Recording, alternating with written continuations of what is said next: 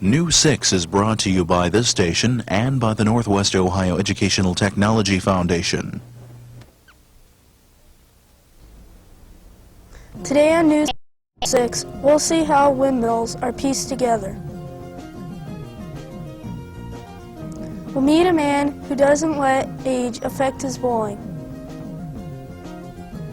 And we'll see the art of tatting come to life.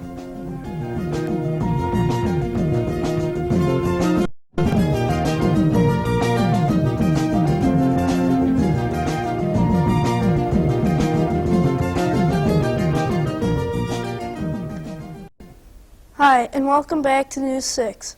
I'm Paul Benke from St. Paul Lutheran School in Napoleon, Ohio.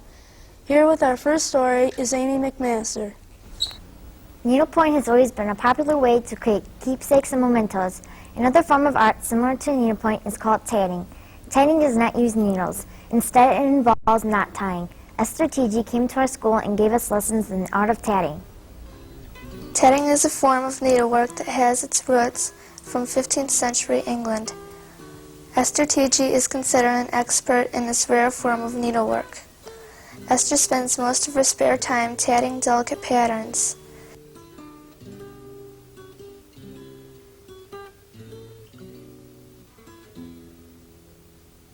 The tool for tatting is called a shuttle, a boat-shaped device used for winding several yards of thread. The shuttle is moved back and forth between the thread and hands, repeating simple knots. These knots give tatting a rich texture.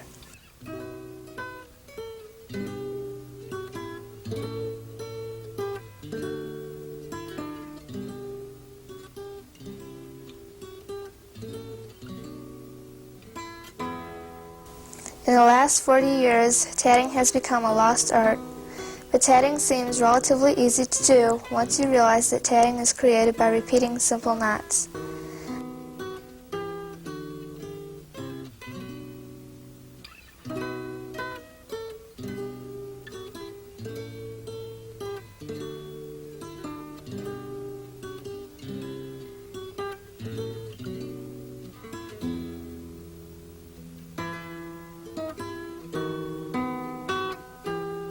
Esther sells most of her work at church bazaars, items like snowflakes, Christmas ornaments, and handkerchiefs.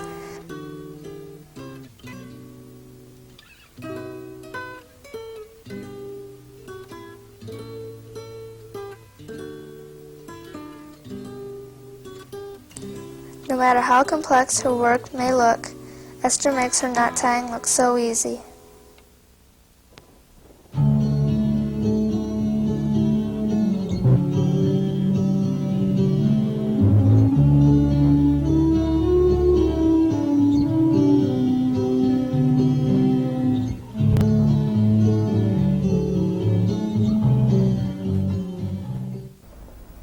This week's show is produced by Dwayne Longmire's 6th grade class from St. Paul Lutheran School in Napoleon, Ohio. Napoleon is located in Henry County, about 35 miles west of Bowling Green. The city was founded in 1834 and its present population is around 8,700 people. Now here's Jake Nepley with a story on a one-of-a-kind company. Windmills have been used for centuries to power machines, to drain water from lowlands, and to grind grain. There are 3 companies left in the United States that still make windmills. One of these companies is located in Napoleon, the Heller Company.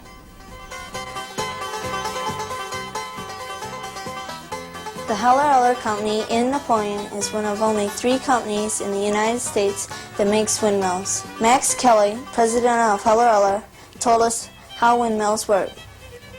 The windmills that we manufacture are used to pump water, and they're used in remote areas in the United States where there is no electricity or electrical pumps, or in remote areas where electricity is too expensive to buy. Now we're going to take a little tour here and go over the main parts of the windmill. Now this is just part of the wheel itself. It takes 6 of these sections to make the complete wheel. The next section we're going to go to is the vane or the tail, which keeps the wheel into the wind so the mill will pump water. This is the tail or the rudder, and we manufacture this just like the wheel. All all by hand, same as we have for the last 100 years. This is the third and most vital part of the windmill. This is the engine, and this part does all the work when it comes to lifting the water. And as the wind turns the wheel, you'll get a horizontal, vertical motion on the engine, and this will do the lifting of the water. Heller makes almost 400 windmills a year, exporting the windmills into several countries. Heller is celebrating their 100th birthday this year, and the windmills are still handmade as they were in 1886. Although we aren't pioneers anymore, the windmill is still important in the lives of many people.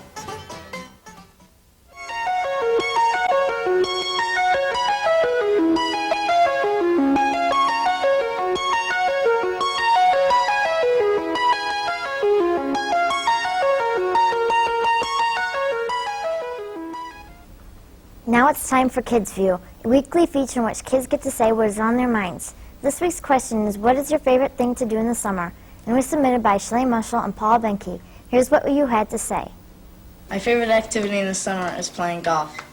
In the summertime, I like to go swimming. In the summertime, I like to play football. My favorite thing to do in the summer is go on vacation. My favorite thing to do in the summer is ride my bike. What's your favorite? That's my line. In the summer, I like to play soccer. In the summertime, I like to play tennis. In the summertime, I like to go fishing.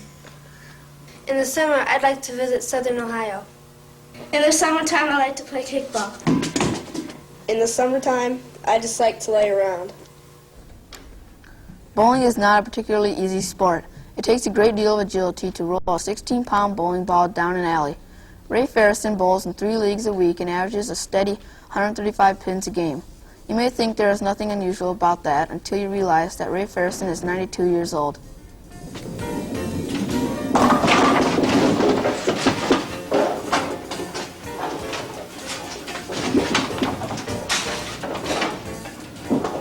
Look at that bowling form. Most kids our age can't bowl as well as Ray Ferguson.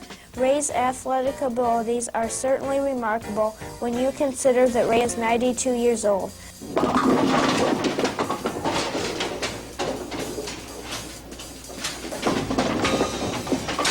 What was it like to bowl 70 years ago? Bowling is a lot different than it is now. We had the old wooden pins, 4-pound wooden pins, and they were harder to knock down. They were set by hand, the pins were. I've bowled some all my life, but there was probably 8-10 years that I didn't bowl leagues. I started bowling when I was 80 this last time. I just like the sport. I bowled in 2 ABC tournaments. Well, now I'm bowling in 3 leagues, regular leagues, and then I bowl senior citizens on Friday. Ray bowls in 4 leagues a week, and he carries a 135 average. He was even elected into the Henry County Bowling Hall of Fame in 1983. That's quite a feat for anybody, but Ray doesn't think it's anything special. All he wants to do is keep knocking down the pins. That's all for this week's show. We hope to see you again real soon on News 6.